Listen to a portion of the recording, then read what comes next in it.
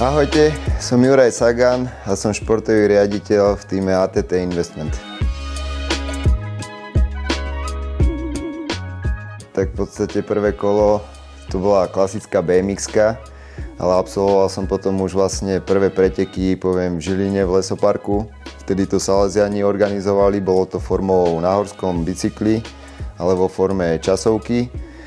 No a viem, že som tam skončil nejaký 8. No a vtedy som vlastne prvýkrát sa spýtal krstnej mamy, ktorá bola vtedy učiteľka, že či pozná nejaký, alebo nech sa spýta, poviem, telocvikára, že či nepozná nejaký, poviem, v Žiline klub cyklistický, no a dala mu kontakt a potom v podstate za nejaký mesiac a pol som mu začal jazdiť v tíme.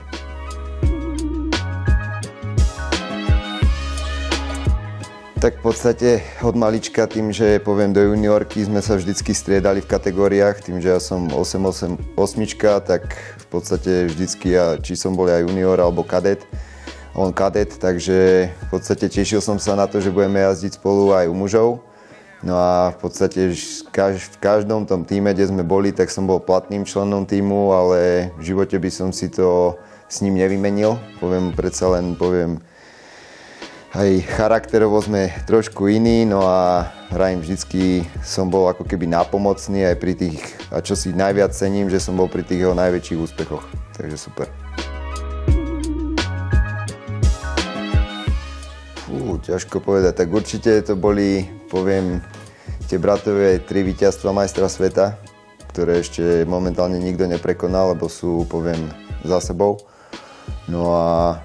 ťažko povedať, tých momentov je strašne veľa, či pekných, či ťažkých. Ťažké boli vždycky, poviem, pády, ale myslím si, že tá kariéra bola pekná. Čo sa týka, poviem, veľkých tímov, tak všetky boli na veľmi podobnej úrovne, skôr tam bola, poviem, možno mentalitovo boli iné. Jednak Liquigas non dei Italiani, potom sme prestúpili do Tinkofu, kde to bolo viac také international, kde si myslím, že tam sme sa mali aj najlepšie a mal som tam, poviem, aj najlepšie, ako keby vtedy výkonnostný vzrast.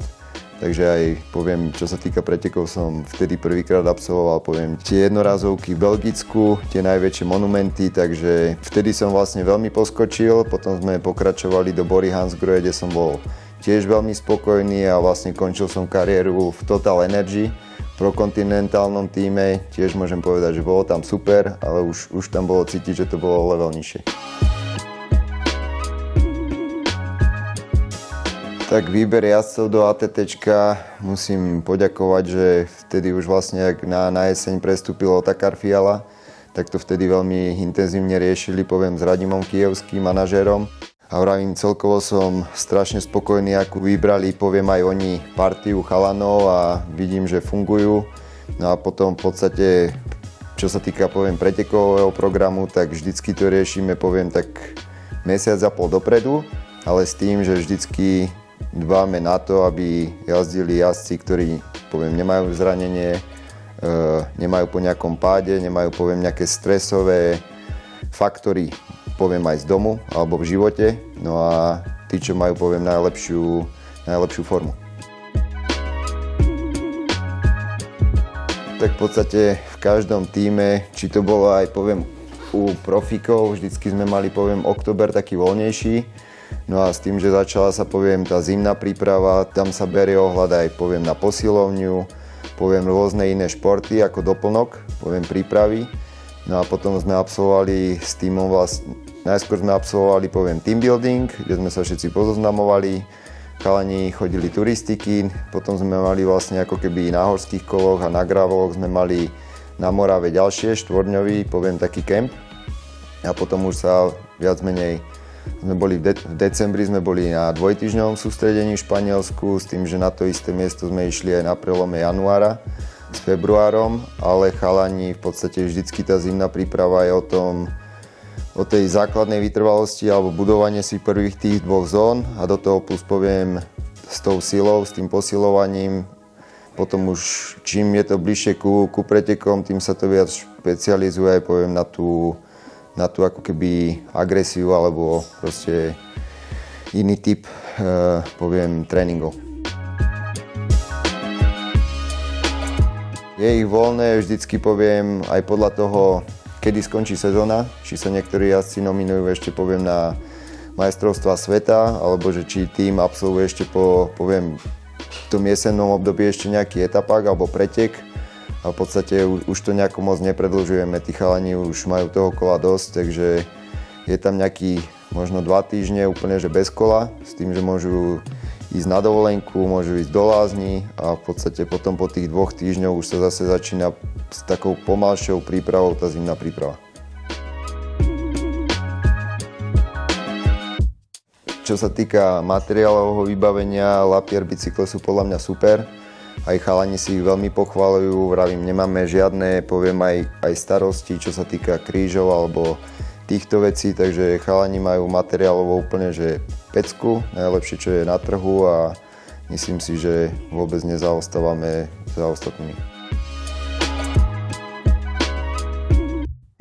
Tak ladenie bicyklov v podstate od kedy dostanú kolo, tak záleží aj, poviem, koľko má rokov ten pretekár, niektorí vedia presne svoje miery, ktoré sa už iba potom, poviem, došperkovajú určité iným druhom možno sedadla alebo týchto vecí, takže to si robia vždycky, poviem, na jeseň, tu ich svoju, poviem, rozmery s tým, že sme mali, aj sme im pomáhali, vlastne keď sme videli nejaký problém, tak sme im to pomáhali doľaďovať. No a v podstate aj, poviem, pred tým pretekom, tak už to je len vždycky o tom takom, iba poviem, ščeknutí, že mechanik, poviem, dofúka gumy, spýta sa aj podľa toho, koľko chcú, podľa toho, že či je dážď alebo je sucho. No a poviem, premáže reťaz a kola sú ready. Tam skôr ide o to, že večer pred pretekom, hlavne na etapákoch, proste majú komplet to umyť. Keď je nejaký problém, ja neviem, s kotúčom alebo s niečím, celé to doladiť, aby to bolo super a na druhý deň nech to majú tip-top. Tak v podstate, čo vidím, tak s tým, že poviem aj UCI nezmenila ešte to pravidlo tých 6,8 kg, tak v podstate všetky tie značky strašne idú do tej aerodynamiky, aby to kolo bolo čo najtuchšie a čo najviac aerodynamickejšie, ale už sa bavíme o tom, že málo ktoré kolo má teraz, že je na limite tých 6,8 kg. Ale vravím, určite je to progres, čo sa týka aj pneumatík, začali sa jazdiť širšie pneumatiky, poviem, kedysi si pamätám, že sme jazdievali proste 23 a teraz už sa jazdia 28 až 30, takže aj celkovo tá tuhosť tých kôl je oveľa lepšia, tým, že sa jazdia, poviem, aj kotúčové brzdy, tak poviem, osky na kotúčové kolesa sú oveľa pevnejšie ako kedysi, keď sa jazdili, poviem, vyhadzováky a myslím si, že ten materiál išiel za posledné roky veľmi, veľmi dopredu. Najväčší srandista v tíme, vravím,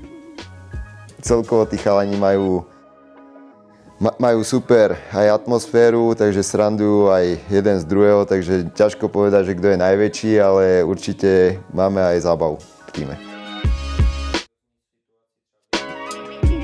Tak kuriózna situácia, no prvýkrát som absolvoval, poviem, pretek na Rodose,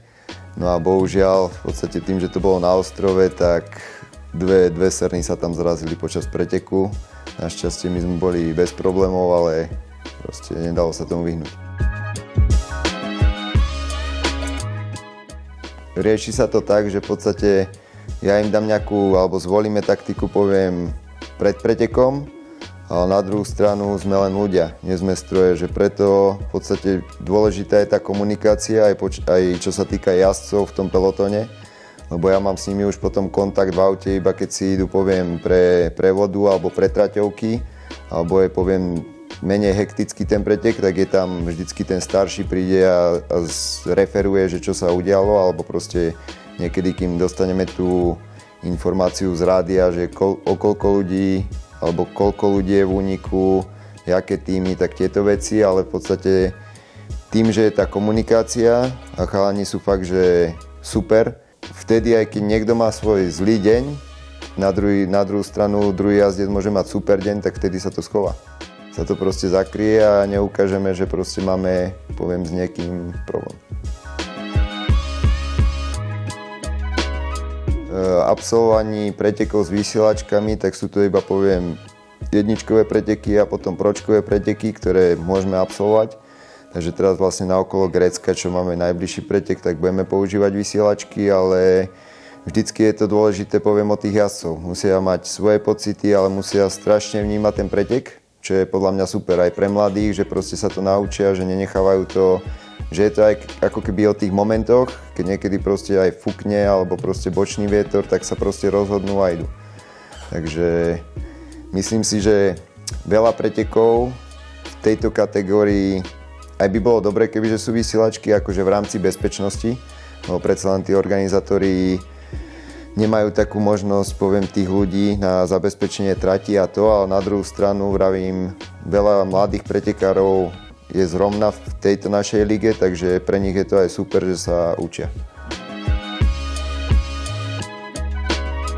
Športovný sen, no čo sa týka, vravím, mojej kariéry bola pekná, dlhá, vravím, našťastie som mal len fakt možno 2 malé zlomeniny, čo sa týka kľúčnej kosti, ale v podstate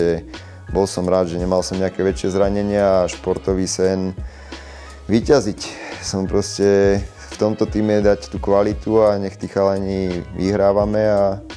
nech sme ako tým veľmi silní.